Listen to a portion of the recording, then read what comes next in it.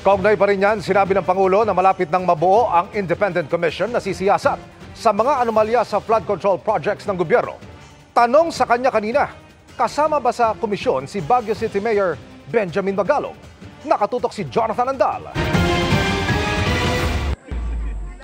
Ang mga bubuo sa inanunsyo ng Pangulo na Independent Commission na mag-iimbestiga sa mga anomalya sa flood control projects, hindi pa malinaw kung sino sa ngayon. Pero sabi kanina ni Pangulong Bongbong Marcos, malapit na nila itong mabuo. Diretsang tanong sa Pangulo, kasama ba rito si Baguio City Mayor Benjamin Magalong na isa sa mga unang nagbulgar ng umunoy korupsyon sa DPWH? I don't want to talk about until buo na. Hindi pa namin nabubuo yung plano.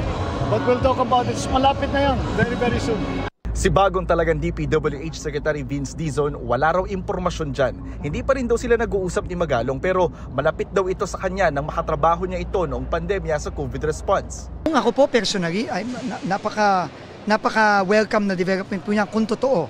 Kasi po, at the forefront si Mayor Magalong, nito hindi lamang ngayon, kundi matagal nang nagsasalita.